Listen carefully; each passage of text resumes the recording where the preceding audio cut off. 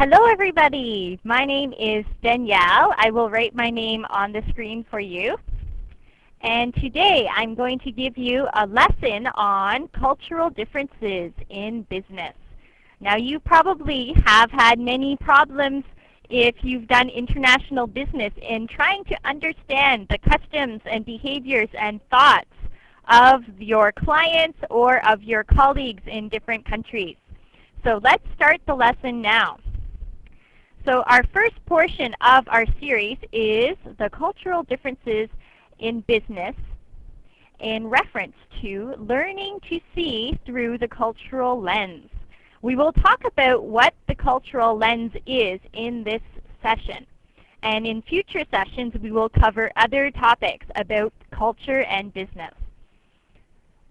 So here is our first page. Now, this symbol means different things in different countries. So be careful when you use it and do your research. Okay, now here we can see that in Russia, this means 0. So if you're doing a deal with your client and you want to say, oh, that's okay, be careful. They might think that you are charging them nothing and it will be for free, so be careful. In Japan, this means money. So it's a different story. It doesn't mean 0. It actually means money. And in the UK, United Kingdom, and the USA, United States of America, it means okay. You know, everything's great. You can also give a thumbs up. That's when you stick your thumb up like this. I will type that for you. So you can give a thumbs up to something if you think it's okay or good. You can also make the OK symbol like this. So thumbs up or OK. So be careful when you go to Brazil, though. It's a little bit different. This is an insult, so maybe I shouldn't do that now, right? You also don't do it if you go to Brazil. I don't know exactly what it means, but I don't think I want to know. Okay, let's go to the next page. Okay, so think about it. What differences and misunderstandings have you come across in your business dealings or travels? So did you ever feel like this when you were doing a business deal with your clients or with partners or colleagues in different countries? Maybe you felt like you were speaking a different language. And I don't mean language like English or Chinese, but I mean there was a big misunderstanding. Not from your language, but from the way you're saying it or the way the client is saying it. There's differences. Okay, so has this ever happened to you before? Maybe it has. Okay, here's the next page. So it's important for us to understand what is culture in order for us to get around the problems that cultural misunderstandings cause. So let's look at the definition together. Culture refers to a group or community with which you share common experiences. And this shapes the way you understand the world.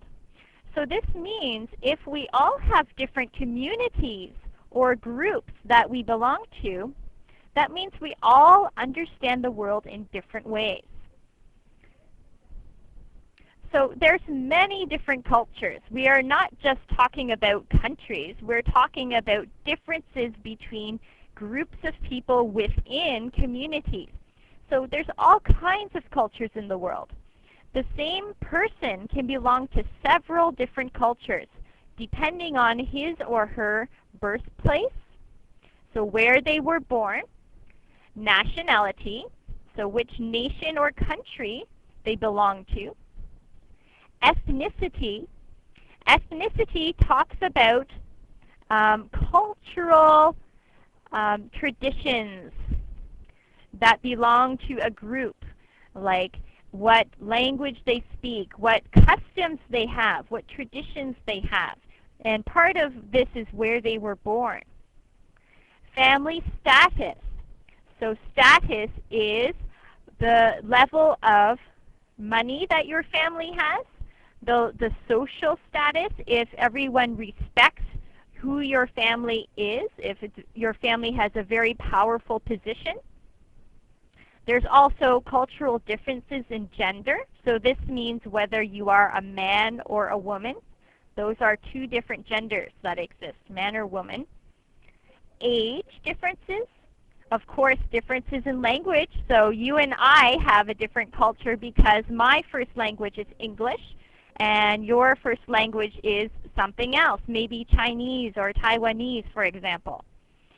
Educational difference. We all have different backgrounds. Where we learned, how we learned is different.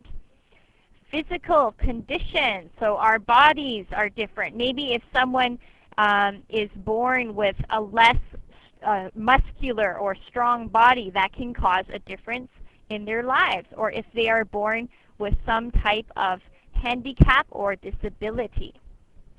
Sexual orientation. So whether you are married with a woman or a man or the same sex, that can change your culture. Religion. So what your religious beliefs are. Your profession or your job. Your place of work. And where the place of work has a corporate culture. Your company has a culture. Your company has traditions. Your company has a way of talking to one another and behaving. So this is different in every company.